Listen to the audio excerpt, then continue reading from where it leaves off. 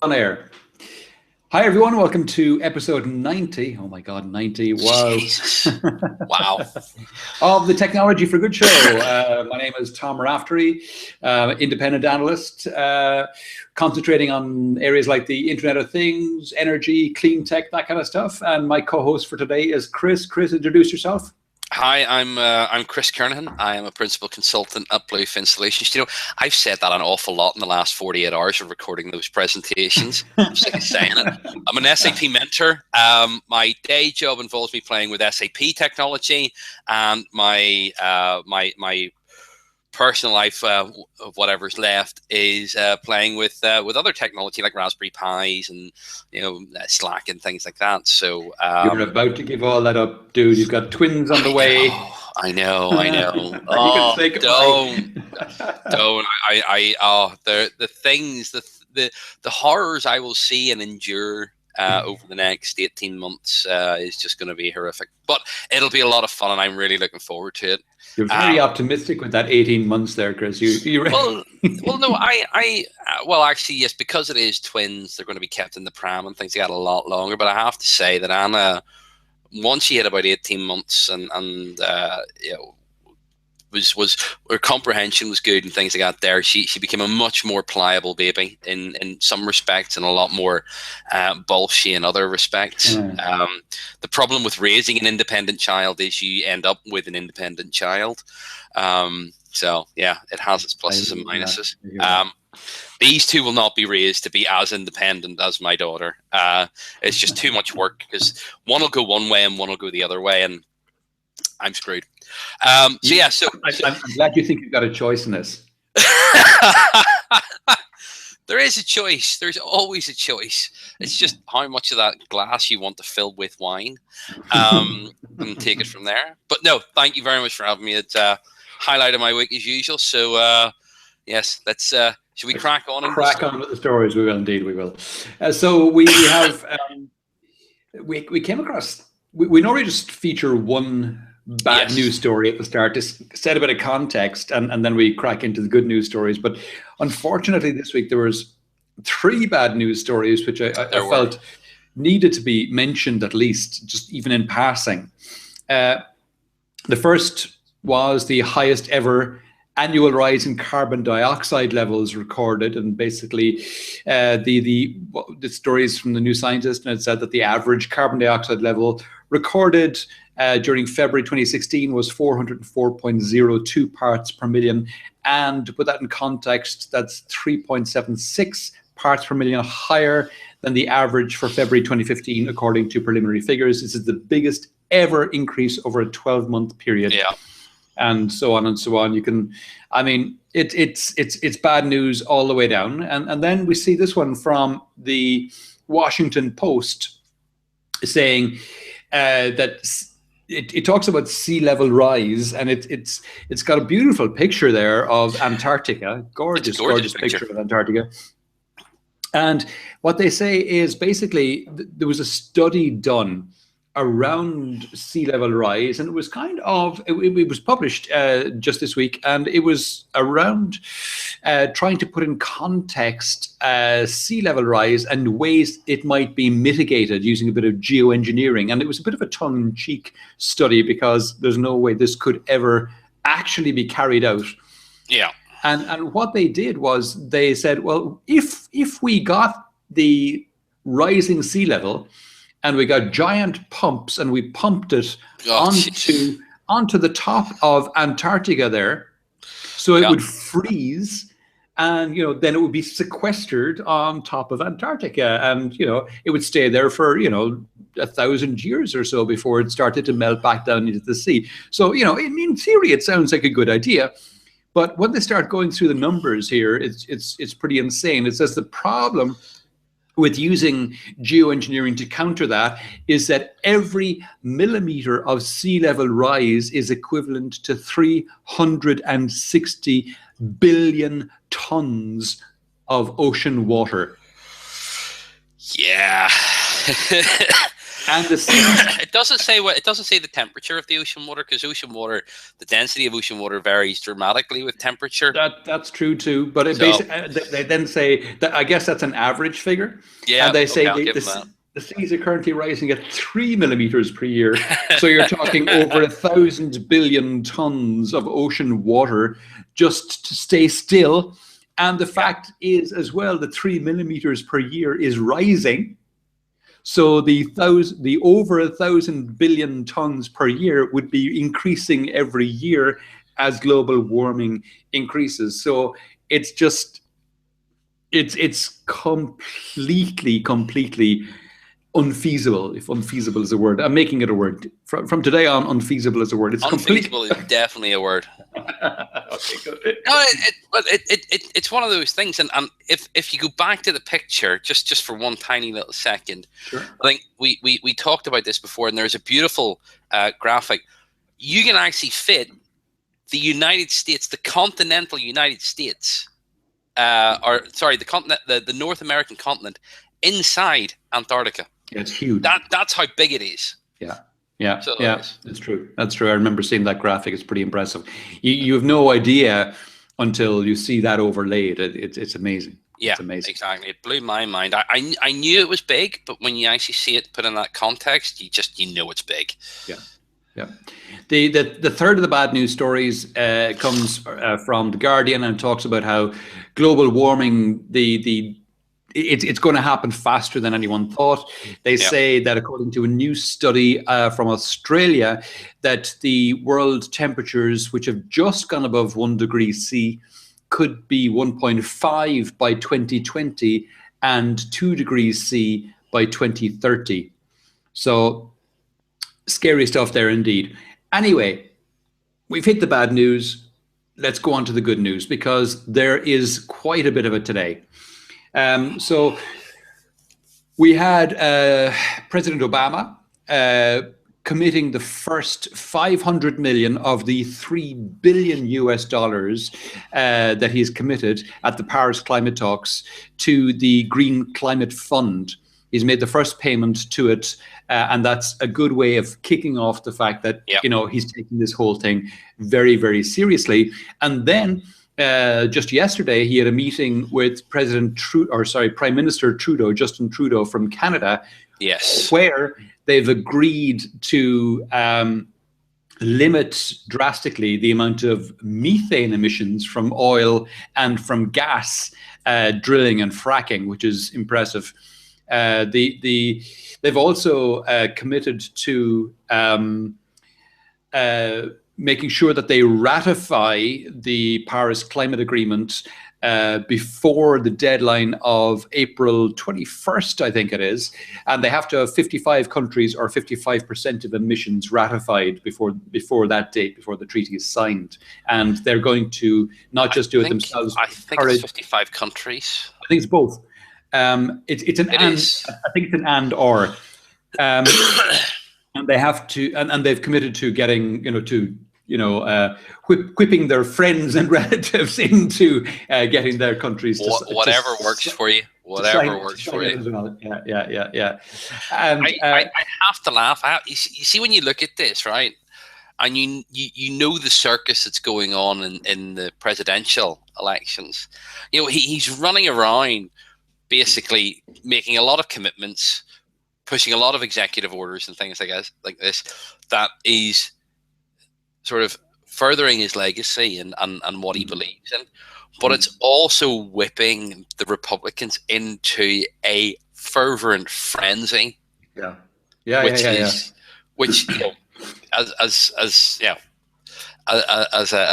what would be considered a Democrat in the US, I just find the most hilarious thing in the entire world. So I really do. So he's here. He's doing great work, and he's insulting David Cameron, which is also good, and whipping the Republicans into a firestorm frenzy. We could spend a long time talking about them, given the whole given the whole circus that's become the Republican nomination process. But I think we're probably better off skipping that, because it's just you could just lose yourself down that rat hole. We don't have enough. We don't have, for a start, we have nowhere near enough alcohol to even conduct that conversation. So well, I've plenty of alcohol in the kitchen. I can just go get some. But I think, given that Lauren is pregnant, I have also been undertaking a bit of a dry spell, and I have plenty of wine in the kitchen. So we could do it, but we'll crack on. We'll crack on. So the next story I saw that I thought was very interesting was this one, and unfortunately it's not displaying properly on my screen for some reason. I don't know, is it a CSS issue or whatever? But yeah, is it displaying better on your screen, this link? Yes, it is. I can hold on. Let me. I think the CSS must be broken or something. Anyway, basically what it's saying is that JP Morgan, one of the larger banks in the world, JP Morgan Chase, are now no longer going to finance coal mines around the world, and they're going to end support for new coal-fired power plants being developed in high-income countries of the OECD. This is a new policy statement that they've published on their website, and they join a growing list of institutions like the Bank of America, Citigroup, Morgan Stanley, Wells Fargo, and so on, that have pledged to scale back support for coal projects, and it's part of a larger divestment campaign that's going on. So this I think is really interesting because they are one of the larger banks in the world. They are, yes, and they've made this very public commitment to doing this, and it talks to a trend towards that, which is highlighted as well by the next story, which I'll just flash up on screen there now, about Norway. Yes. And Norway has got the largest sovereign wealth fund in the world at $830 billion US. Jesus. And they've pulled out of 27 firms with links to coal in the last year as part of its policy to combat climate change. And it is, they also sold holdings in 11 companies because of concerns about destruction of tropical rainforests to make way for palm oil plantations or fast growing trees. I didn't name the companies that it's dropped. What's fascinating about this is that and the irony is not lost on me that this sovereign wealth fund from Norway was accumulated by the sales of oil and gas from the North Sea. Yes. But now they're using that money for good by, taking it out of fossil fuel companies and organizations that are cutting down rainforests. So that's good. That's good. They're using it for some good, at least. Absolutely. But the thing about it is that we talked about this off air, and one of the consequences that we've spoken about a lot is the effect on longer term investments for these investment companies and pensions and 401ks and things like that, where the investment companies, the investment banks, do put their money in longer term strategies, which are typically petrochemical firms, chemical firms, or energy companies or oil companies.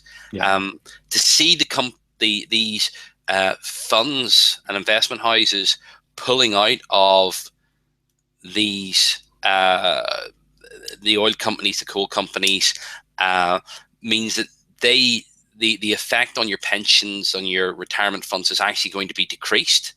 And also it frees that money up to go into renewable technology, to clean tech, as longer term investments. So those companies are no longer heavily dependent on VCs, which have exit strategies and sale plans and things like that there, and put very large constraints on money.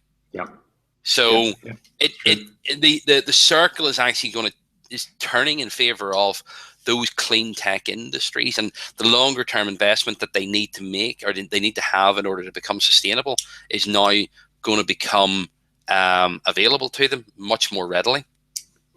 Yeah, absolutely. And as you say, those VCs who are looking for short-term gains and short-term turnarounds, it doesn't necessarily favor a lot of the renewables, whereas the longer-term pension funds, they are by definition, longer term, not as interested in a fast turnaround, and therefore far more suitable for these kind of investments. Exactly.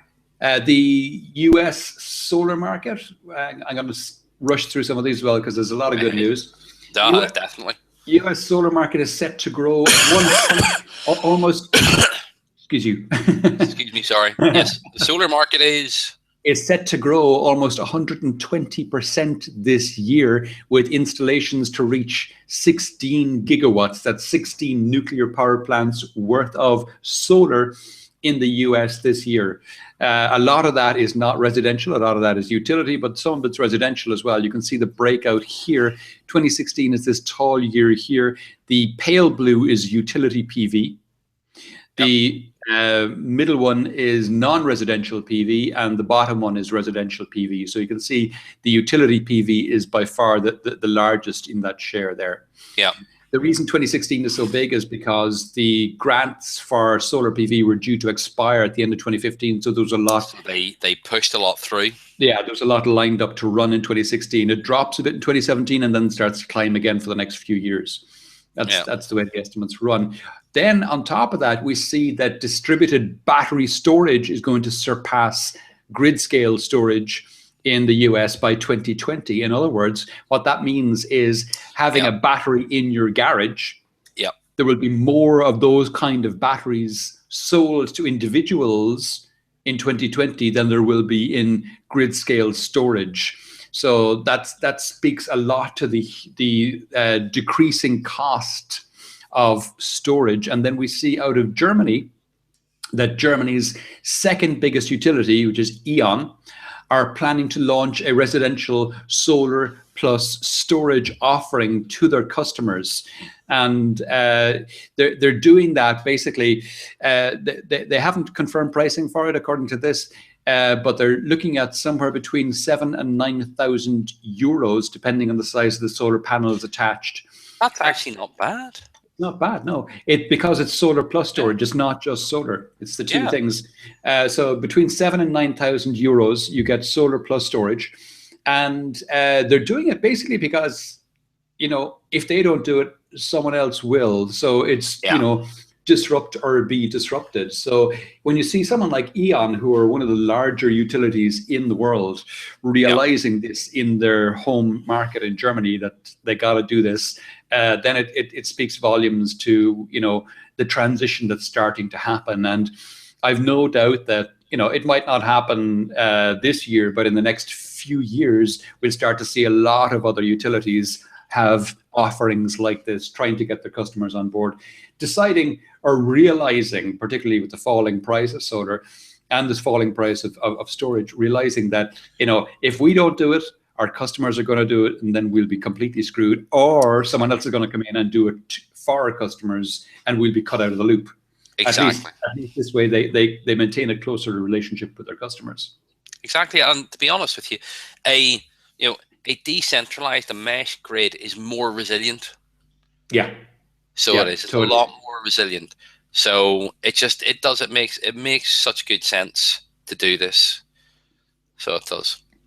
One of the other things that I saw, speaking of storage, and I think this is the last story on this kind of stuff, but it's one that's kind of close to my own heart, because it's when I give talks about this kind of stuff, I very often reference this kind of example, and it's where it talks about your home heater, your home water heater may soon double as a battery. And basically this is just talking about demand shifting. The idea that when energy is cheaper, typically overnight, you can have devices sucking in energy and storing it. And something like a water heater is a beautiful example, because it's usually well insulated. So you don't care when the water is actually heated, as long as it's hot when you turn on the tap. Exactly. So if you have a water heater, it can suck in the energy at nighttime, when energy is A, cheap, and B, has a high concentration of renewables in the mix. It's then sucking that in, heating the water, and then during the day, when demand is high, prices are higher, and there's more fossil fuels in the mix, your water heater isn't consuming any energy. It's just sitting there going, I've got loads of hot water here, and it's all beautifully insulated, so I don't need to heat anymore. And other examples in heat stores would be things like fridges and freezers, where again you can have the compressors timed to be to come on at nighttime and then let the temperature drift a little during the day. So, for example, if you have your freezer set at -18, maybe set it to -28. And then it goes -28 overnight, and during the day it drifts back up to -18, and then the compressor comes on again. But maybe it doesn't drift up. Maybe it stays at that, and the compressor doesn't need to come on at all. It depends on how often you open it, and that's the freezer. And the fridge part, drop it down to 2 instead of 4, and have it suck in the energy again more during the night than during the day. And similar kind of things. EVs is another one. Electric vehicles, anything that can take in and store energy. Absolutely time shift it and have it suck in the energy at night time. Yeah. So it goes on. The solar arrays, like some of the most interesting solar farms use molten salt and things like that to ensure that they can generate electricity 24 hours a day. That's right. This is a variation upon that type of that type of paradigm, that type of technology. It's very, very interesting. Very interesting. The molten salt one that you referred to, there's a plant about 20 kilometers from me here which does that. It's called Torresol, which literally translates as tower sun, and it's a solar power tower. Yeah, exactly. Very Australian of them. It's a large tower which is surrounded by a load of mirrors. They concentrate light up into the tower, and it reaches about 500 degrees C up at the top. Or 500 or 600 degrees C, and they run, as you say, molten salt up there. That gets superheated to 500 or 600 degrees C, and they then store that in tanks, and they run water past it, and it heats the water, generating steam, which runs turbines. Yeah. So it's the old heating water, running turbines paradigm, but using molten salt to do it, and the molten salt heated by the sun. Yeah. So this Torresol plant, which is, as I say, close to me here in Seville, was the first grid-connected solar power tower in the world, which was able to run 24 hours a day, generating solar-powered electricity 24 hours a day. Amazing. Yeah, that is awesome. Absolutely fantastic. We're shifting tack slightly, sticking with energy, but going into blockchain because, and I thought this was fascinating. There's an organization in New York that are using blockchain for energy trading. And basically, they've set up a little pilot in a place called President Street in Brooklyn, where one group of neighbors have solar panels on the roof, and they're able to trade the energy generated by those solar panels with their neighbors. And it's the whole buying and selling transaction is handled by blockchain. Yep, the project is run. Yep. You can see it here by a startup called Transactive Grid. And they operate an energy market. It's operated by consumers. The consumers decide who they want to sell the energy to, if they want to sell it, what price they want to sell it for. Sometimes they'll decide I want to give it away. Other times they'll say I want to sell it. I want to give it to this group of people over here who need it, or I want to sell it to my neighbors or whatever. You set the rules yourself. And as they say themselves, as long as the money and the energy stays within the community benefits. So absolutely. It's a nice little idea. They're not exporting the energy back out. They're keeping it within their own group, and they're keeping the money within their own community as well. And because it's staying, because the energy isn't being transmitted very far, you're not having energy losses. Yep. So it's very efficient. So it's a nice, very neat little system all wrapped up in a ball. Yeah. But the interesting thing is, because it's using blockchain, every transaction itself is audited, is visible across all the computers that are using it, which means you can't defraud the system. Yeah. So you can't, and the transactions themselves are fully auditable. They're fully auditable. So they are. The interesting thing is that how I remember reading a paper not that long ago with regards to blockchain and mobile access, or using blockchain for mobile devices, is actually the length of the blockchain as you add more transactions to it. does it actually still become viable to use over mobile connections? This isn't really a factor here, but it would become a factor as this sort of goes out into the wider world and things like that. As you say, this is a self-contained environment, which makes life a lot easier. But no, blockchain is one of those technologies I am just hugely thrilled about. Likewise. Hugely thrilled about. So likewise. And speaking of blockchain, here's another story on blockchain, where a German power company is using blockchain for car charging. So let's be clear. That's the same software. That Ethereum is the same software that they're using in thingy in New York. In New York. In the transactive grid. Same thing. They're using Ethereum software here as well. But what they're doing is and it's being done by RWE, a German power company, with 20 million customers worldwide. But what they're doing is they're using it to keep track of car charging. So again, one of the difficulties with car charging is, if I have my car, I go over to your house, I plug it in there, or I go to a shopping center, plug it in there. Yes, I see all this during the week. It's very straightforward if I only ever plug my car in at home. But if I'm going out to a McDonald's or a shopping center or your house or whatever, to keep track of all that, make sure, as we said before, that it's fully auditable and everyone's happy with it. And using blockchain is a nice way of managing the transactions and the payments in that kind of system. No, completely. It's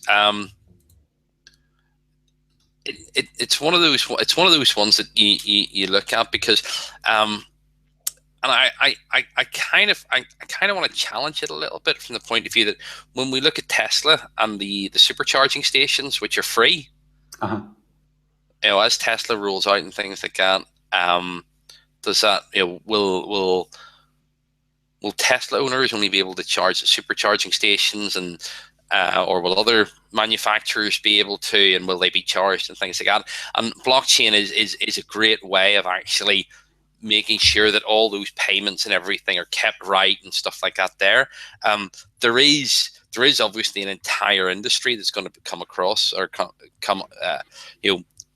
be involved in this and come up around this. The industry that Shai Agassi tried to foster 10 years ago. Treating electricity and charging like petrol stations. But the use of blockchain is something that is very, very different with it. Because, as you say, it means that if you come to my house and use my electricity, technically, I could bill you for it. So I could, using blockchain or using that software. Not that I would. I might charge a bottle of wine, but we'll see. I mean, I guess if you're using blockchain, that you wouldn't be charged in the first place, and it would just be charged directly to me. Yes, that's also a good point. That is a really good point. Yeah. Anywho, there's a lot of news in the open space that came out this week as well. So the first one of those that I thought was interesting is the open data and the open data around cities in the US. I mean, there's a lot of open city data in the UK. Yes, a little bit in Ireland, not as much, but the US is starting to embrace the open data movement as well, and they've started this thing called the Opportunity Project. It's come out of the White House, and it's a project where they want to open up the open data and see what developers will make of it, see what kind of ideas they'll come up with, what kind of ways they'll have to take that data and run with it, what applications they'll come up with. It's gonna be fascinating to see. I mean, it's all kind of city level data, so God knows what will come up with. We see I've done a lot of exploration of data of data sets, especially the freely available ones, given some of the work we've done with Hadoop and SAP Hanavora. And as you say, the UK is one of the most digitally transparent governments out there. I do say digitally transparent, not overall transparent. But I think one of the things is that these things succeed or fail on the website that actually holds the data or gives access to the data. Right. If that website is not particularly usable, developer or have an API or an easy way to extract the data or do whatever, developers just won't go near it. They won't use it. They'll find other ways. And that was one of the things that the UK government website did really well. Actually, was made it very easy to consume the data. The other thing is that making this data available via other websites. So if you take the Amazon website, it has a large library of publicly available data sets. So it doesn't necessarily hold the data, but it either has access to the data on S3, so the simple storage services, or it gives you a link to that data set, like the Million Song database. Okay, but it's not enough just to open this project and encourage people to do it. It has to be usable. It has to, people have to be able to do stuff easily with it. So that that's the trick. So it is. More news from the open space. Microsoft, I mean, blew everyone away this week, I think, with two bits of news. Yes. I'm not sure whether they're joining the Eclipse Foundation and open sourcing some of its plugins was the big shock, or whether the fact that they opened their SQL server to run on Linux was the big shock. Big shock. I mean, both pieces of news were pretty wow. Kind of, everyone kind of sat up and what? SQL server on Linux? Microsoft and Eclipse? What the hell? I mean, they keep surprising us since Satya Nadella took over. What is it, 15 months ago? Yeah. They keep surprising. They started off by writing stuff for iOS. I know.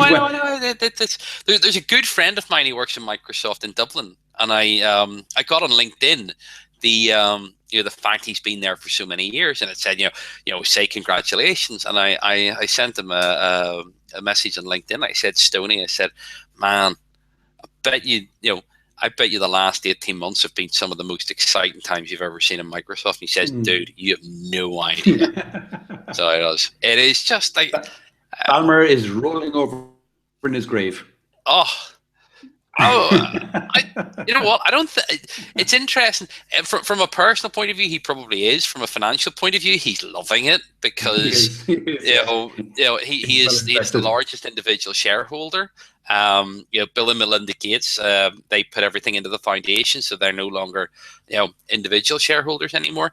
But that announcement of SQL Server going to Linux just absolutely blew my mind. Absolutely blew my mind, because whether or not people make a large amount of use of it, it's the fact that Microsoft went ahead and did it, and they will have learned so much even by doing it in terms of their own product set, and and not being stuck in this insular little place where they control everything. By stepping out and going into Linux, they have so much less control over that overall environment, and they will have learned lessons that will come back into other products time and time again, and make them more usable, make them easier to work with. Less, it's the old anti-fragile rule. So it is. Yeah. I mean, I worked with SQL Server in the very early days, the late 90s, early 2000s, when it was SQL Server 4. Yeah. And I don't remember if they ever went to 5. I think they went from 4 to 6. They did. They went from 4 to 6, and then from 6.5, and then they went 6, 6.5, 7. 7, yeah. And then they 2000. Went SQL Server 2000. That's right. And that SQL Server 4 at the end of the day is probably still the code base is pretty much Sybase at that point. Pretty much Sybase. Now I remember working with those, and if you had ever told me back then that it would be running on Linux, I would have said you're smoking crack. Yeah, Man, yeah. No, fantastic. totally. Great to see. And then the last of the stories in the kind of open space that I saw that was interesting was this one, interestingly, IT, where they've come up with just some JavaScript. I'm sure it's not just some JavaScript. I'm sure it's some very involved JavaScript, but it's some JavaScript which can make web pages load 34% faster in any browser. So basically, yeah, it's server side. Yep. And it looks at a page, it maps out all the dependencies of the page and sucks them all in and serves the page up, as it says, 34% faster. And because it's server side, it'll work in any browser. Yep. The idea is they're hoping, as I say further down, that it will be taken up by the browser manufacturers, and it'll run client side as well as server side. So even if it's not running on a particular server, you'll get the advantage client side. Yeah. So it's and it is just JavaScript, so it could easily be ported into browsers as well. So nice. Yeah, it looks really cool. Yep. Next up, what have we got? Google building. Google ran a competition. I thought this was fascinating. So it talks to the power of incentives. They ran a competition to see who could come up with a more efficient inverter, and they set a limit on it. 50 watts per cubic inch, I think, was the limit they put on it. It had to be greater than 50 watts per cubic inch. And the best entry blew that out of the water and came up with one with a power density of 143 watts per cubic inch. So, wow. And then the team that came second was Schneider Electric, came in with 100 watts per cubic inch, so more than twice what they wanted. And the third placed Virginia Tech team came in with 61 watts per cubic inch. And, you might say, so what? And what's an inverter? And why do I care? But there's a number of things. Inverters are very useful devices for, converting the DC that comes from solar panels to AC, which is what most of our devices use. Exactly. So it's useful for that. And making ones that are smaller and denser, pays off massive dividends in terms of efficiencies and in terms of, getting inverters out there into the market which work better.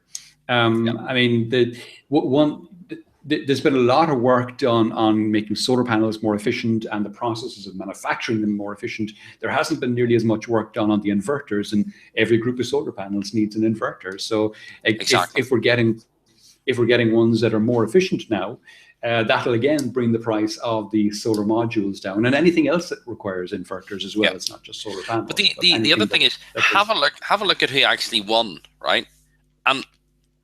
And quite often these competitions are won by universities and things like that there, who have challenges sometimes around monetizing or commercializing what they're actually doing.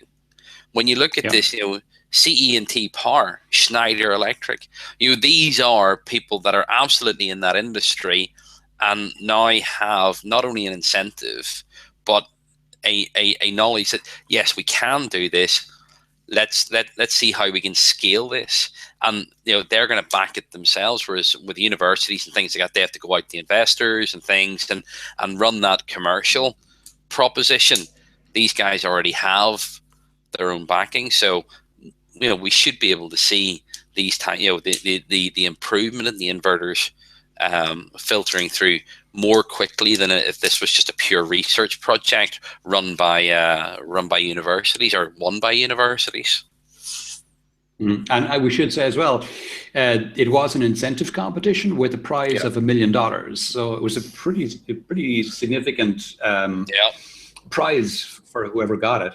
$1 million not to be sneezed at. And again, it's interesting that it shows that when you offer an incentive like this, like the X Prize or any of these things, you can suddenly start getting things that nobody thought was possible, suddenly appearing out of nowhere by small, nimble teams. No, exactly. Look at Bert Rutan. Yep. A maverick his entire career. So this one, I absolutely. Oh, dude, I love this one. So it is. This is fantastic. This is the type of thing that gives IBM and HP nightmares. This really is. It's one thing for Facebook to do it. It's quite another for Facebook and Google to do it. Yeah, and there are lots of organizations now involved in open compute. It's getting better all the time, and when you see Google joining it, Microsoft joined it in 2014 as well. Arista, Broadcom, Dell, Mellanox. I think Cisco are making noises about joining as well, and have contributed a couple of bits and pieces. Yeah, I think HP and IBM are members, but it's, or at least one of them is. But it is one of those things that when I say it gives them nightmares, I mean just from a commercial a commercial proposition sense. Obviously these guys run massive data centers, and seeing these seeing all these open. Actually, no, neither of them are. I've just actually checked. Neither of them are members, but so it must give them nightmares to see all these people who run at scale, and not just medium scale. We're talking global, nearly every person on the planet scale. Yeah. And the amount. I mean, I've been in several data center events with guys from Google, and the kind of things they do. I've seen them give presentations on their data centers, and the kind of things they do in their data centers, really, really impressive stuff. Really impressive stuff. Yeah, and Google having more money than. Sorry, go on. Google having more money than God, that they can try out the weirdest things, and some of them stick and some of them don't. But to see them now bringing a lot of the fruits of that and throwing it into the Open Compute project and making it available for everyone is phenomenal. Yeah. Hold on 2 seconds. Sure. Sorry, that was my father. He's just come to pick up the car seat for Anna. The things like because they did things like oil cooling. Yes. And as well, Google have built ones. They built a data center which is cooled by seawater in Scandinavia. So when you see them do that, it was an old wood mill, I think. Yes. And they've converted it when it takes in seawater for cooling. And I mean, seawater is normally pretty corrosive stuff, and you don't want it near your servers. But they managed to. They don't spray the servers with seawater, so they're doing it. Yeah, no, and it's working really well.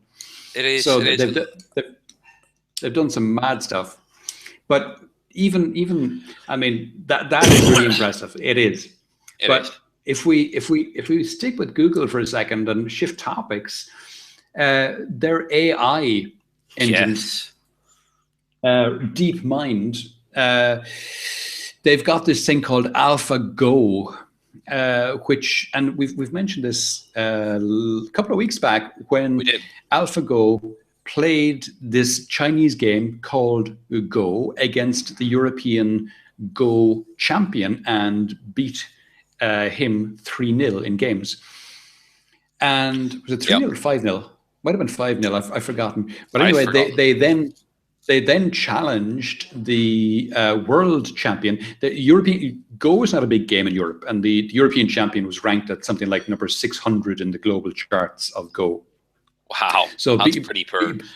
Yeah, exactly, 634 or something like that. So then they challenged the world champion, a guy called Lee Sedol, who's in his early 30s, and he's the world champion and has been the world champion for like 10 years or something. Very impressive player. Yep. And they've challenged him to 5 games over a number of days. The first game was Wednesday, Thursday, because it's about 10 hours ahead of us here. Yep. The second game was yesterday. The third game would be tomorrow. Then Sunday, Monday, Tuesday, I think is when they do the next few games. But the Google AlphaGo computer beat the world champion in the first 2 out of the 5 games. Yep. So the Wednesday, Thursday game and the Thursday, Friday game, AlphaGo won both of those and shocked everyone. No one expected the artificial intelligence machine, the Google's AlphaGo. Nobody expected it to beat this guy, because they really didn't. The Twitter and Facebook were just alight with commentary. It was just absolutely insane. So it was even Elon Musk came out. Elon Musk came out and made the comment saying that this leaps artificial intelligence ahead 10 years. Yeah, it's that kind of groundbreaking. It's amazing. So it is. Wow. I know. I for one welcome our new computer overlords. So, well, the thought that was going through my head was, does this actually mean that I can? I don't have to play Monopoly with my children. I can sit the Google AI down and let them play. Well, you play with them if you want to let them win. Yes, absolutely. Moving on, Google have also renamed the satellite startup that they bought a couple of years ago. Yeah, Skybox Imaging. They've renamed it Terra Bella, and that in itself wouldn't be any great news. But the fact as well is they're now building image analysis software into it and a bit of artificial intelligence. So, and they haven't gone into detail on what's going to happen. But this is the satellite system which they use for Google Maps and Google Earth to take pictures of the entire planet. And they're launching new satellites all the time. They've got a series of small satellites that they're going to be launching soon, and they're now tacking this into their AI stuff. So they'll have AI running on everything that they photograph using now named Terra Bella, and it's going to be bizarre. It's going to be interesting to see what they come up with. I mean, oh yeah, some of it. You can see straight away will be things like for environmental stuff. They'll be able to say, hang on a sec, this lake over here, it was here last year. Where's it gone now? Or it's shrinking X%. And well, it's also good for farming, for remote sensing, all those types of things. And a thought actually went through my head whenever you talked about the fact they've launched satellites and they're launching more satellites, and we do talk a reasonable amount about people launching satellites, and I must actually dig out a picture of what the current satellite view looks like of planet Earth in terms of where all the satellites are actually clustered and how dense it actually is. It's fascinating. They appear on Twitter every now and again as GIFs and things like that there, but this again is one of those things where Google is cataloging the world and all the information in it and making it accessible. The whole purpose of this is to, as you say, they're applying image analysis and artificial intelligence. When you start to do remote sensing and intelligent crop planting and things like that, then it just becomes really, really interesting. So it does, massively interesting. And satellites now, we look at companies like the Surrey Satellite Company in the south of England, who are building satellites way cheaper than anywhere else, but without sacrificing that quality. They're able to use off-the-shelf components to make cameras that have resolutions of like a meter and stuff like that there, which is just nuts. They're not having to reinvent the wheel and build cameras and things like that there. They're using so many off the shelf components. Yeah, it's insane, isn't it? It's mad. How much has changed in such a short time. I know. Phenomenal. It's phenomenal. It really is. It really is. Where is it all going, Chris? Where is it going to end? I don't know, but as you remarked earlier, it may end with a robot overlord or an AI overlord at some point. You know, I'll let my daughter worry about that. I just want my retirement. I remember I was studying for a PhD in plant science way back in the early 90s, and there was one part of our lab or our department which was dedicated to image analysis.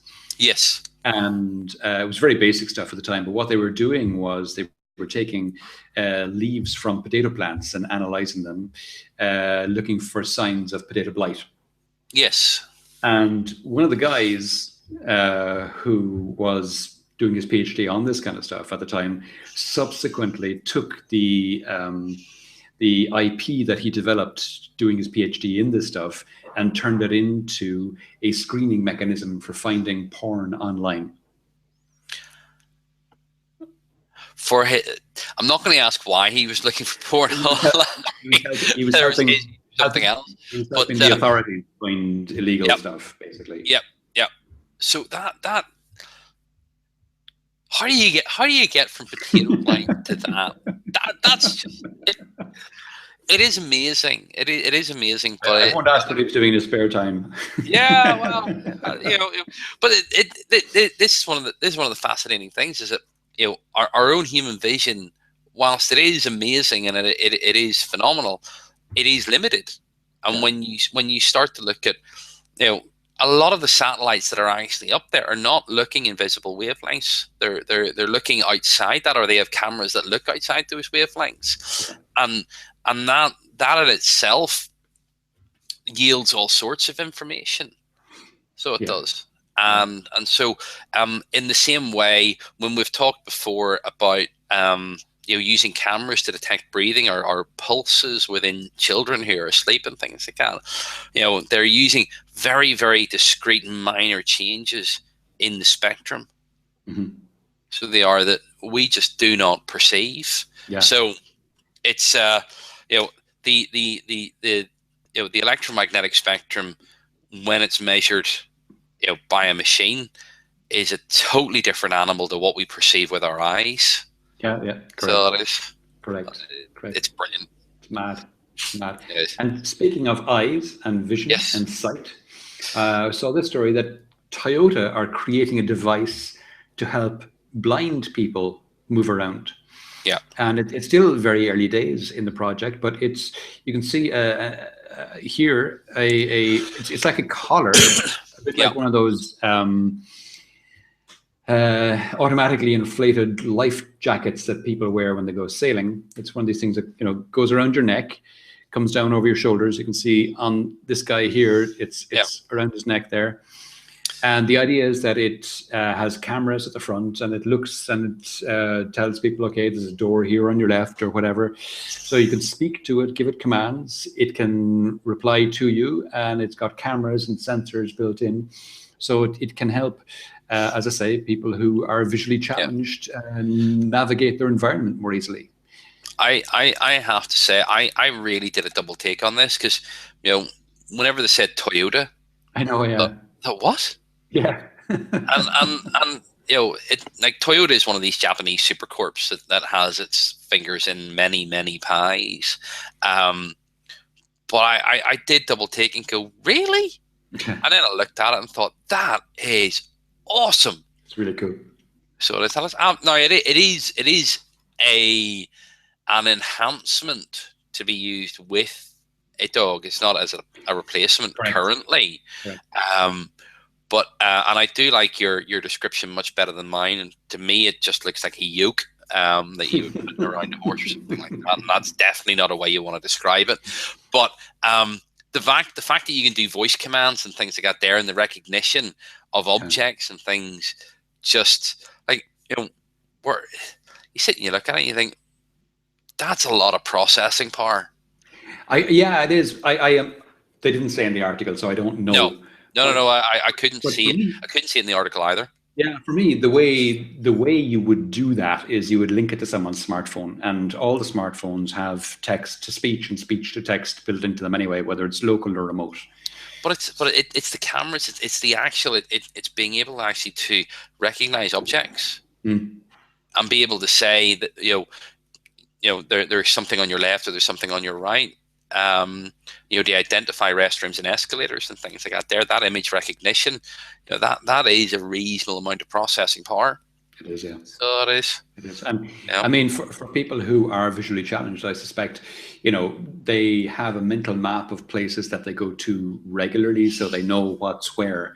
But Yeah. if they go to somewhere new, then they're in trouble, and they need someone to guide them around. And if this helps them not need that, then it's really amazing. And again, it's one of these things. This is in beta at the moment. It's very early stages.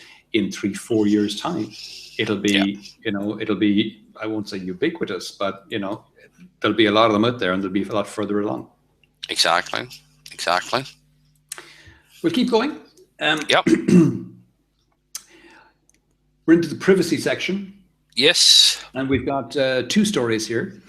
The first one is kind of trivial, I guess. Really, it's a new app called Cryptome, which encrypts. It's iPhone only for now. Yes. It encrypts on the iPhone or the desktop before you send them to the cloud. So basically, it hooks up with any of your cloud services, and you've got a series of images here. So you can hook it up with your iCloud or Google Drive or OneDrive or Dropbox or whatever, encrypt on the device, and then upload to store remotely. And you can use your Touch ID. You can use, you can see that this is your top secret folder with bills and certificates and all these kind of things in there. And the iOS version is $1.99, and the version for the desktop is a pay what you want proposition. So they don't have a hard price on it. They just say, whatever you feel is appropriate, which is an interesting model. Yep. More interesting, I think, is the Let's Encrypt. And again, we've spoken about this before. We have, yes. And this is a very interesting. The free certificates, the free security certificates for websites. And this is relevant for me at the moment. I'll go into that in a second. Why? But the Let's Encrypt security certificates have now been used 1 million times, according to Let's Encrypt themselves, which is fantastic. Wow. Which is amazing. Why I was saying it's significant for me is just because, as we all know, Google have started to prioritize sites running SSL. Yes. And my own website, tomraftery.com, is run out of WordPress. It's a hosted WordPress blog. Yep. Which is domain mapped, which is something you can do within WordPress. So instead of it being tomraftery.wordpress.com, it's just tomraftery.com. Yep. So I registered the domain, and then I changed the DNS to point it at WordPress, and WordPress handled the domain mapping. What's unfortunate, though, is there doesn't seem to be a way of enabling HTTPS when you do a domain mapped WordPress site. Which is, you got to say, it's a bit of a disappointment, and it's a bit of a downer, given that given that Google prioritizes now traffic from HTTPS sites over non-secure sites. So I'm hoping there's a way around it. I know if I was self-hosting, then this wouldn't be an issue. Because I'd be under the control of the domain myself, and I would just stick a cert in there and be all fine. But because I'm not self-hosting, and because it's a hosted site, this is something that has to be done through WordPress, and they've not enabled that yet, as far as I know. Are you using WordPress.org or are you using WordPress.com? .com. Yeah. So the .org one is the one where you host it yourself. And, you're right. Yes. And I did that for a long time. For the longest time, I think I downloaded and used WordPress for the first time back in 2003. Wow. So it was early days. And then I want to say 2008 or 9, I switched to WordPress.com because at the time there was a lot of security issues and a lot of plugins were getting hacked, and I just thought, you know what, this is just becoming too much hassle to keep the site and to keep the plugins up to date, and why don't I just put it on WordPress.com, let them handle all that. And because I have other stuff to be doing. No. I use Just Hosting, which used to be Super Green Hosting, and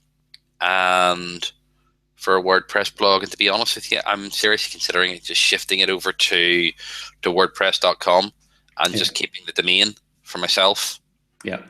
Because one, I don't use it often enough, and two, it's set to automatically patch and things like that. But still, I don't have as good control on it as I should do. Yeah. And I'm not going to say which domain I'm talking about in case somebody takes that as an invitation. I hear you. Okay, we'll move on.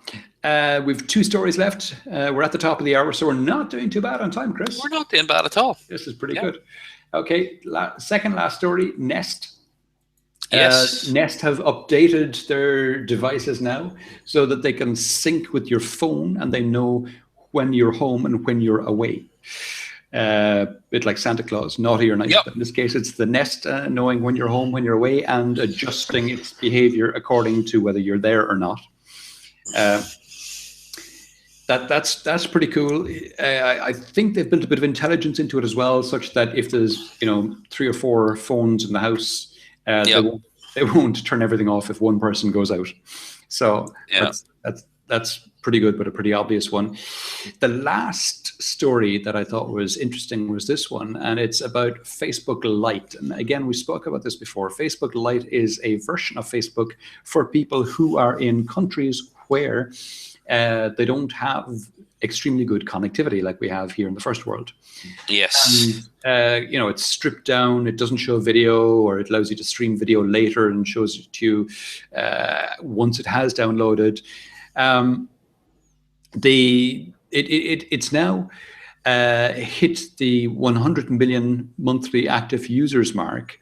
The Android app became the fastest Facebook interface to hit the 100 million active user mark, and it's rolling out, or it's growing now faster than the main Facebook application, which I guess is not surprising if you think that the main Facebook application is probably pretty saturated in the first world.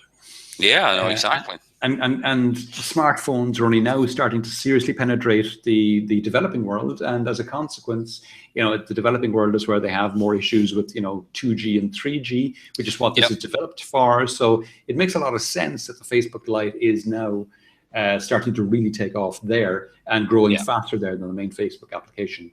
No, absolutely. No, it does. It absolutely makes sense, because that is the market that they're going for. That's the reason why they released the app. Yeah. So that is. It's interesting. When we look at what's the Google project they were running in India, or not the Facebook project they were running in India, like that canned, was it Facebook Basic or something? Yeah, it's Facebook Basics. It was Facebook Basics. That's what it was. Yeah. So, but it ran afoul of telecoms interests, I think, basically. What they were doing is they were providing free or highly subsidized internet access, and highly subsidized internet access on their on their platform for people that complied with their rules. Yeah. So it fell foul, and I know that there was a famous email or a famous comment made somewhere about colonialism, which went down like the proverbial fart in a spacesuit. That's right. That was Andreessen. Mark Andreessen made that comment. Yes, he's on the board of Facebook. So yeah. Yeah. Oh, he should have known better. He should have known better. But anyway, but yeah, no, it's like I use the Facebook app, because I have an Nexus 6. I haven't used the Facebook Lite at all, but it's given how important Facebook is as a platform globally now. Yeah, it's something that's necessary in order to give access to this platform. Like, I know Facebook is not the internet, but to a lot of people it actually is the internet. I know. So it is. I know. So it's I used to get wound up by people actually typing web addresses into the Google search. Not even the search bar, but actually the search text. You know, www.facebook.com. You thought, don't say it. I've seen worse. I've seen people type www.google.com into the Google search bar.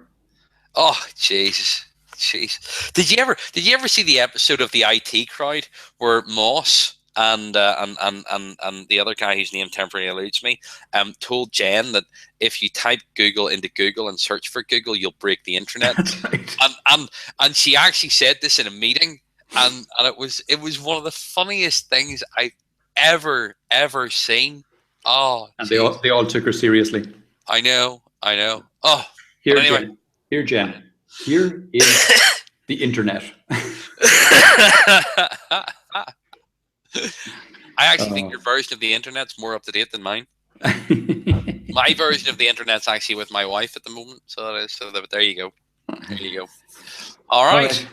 Well, that's it for another week. Thank you for your time and interest, everyone, and we hope you enjoyed the stories. And yeah, we shall see you back here again, same bat time, same bat channel. Have a good weekend.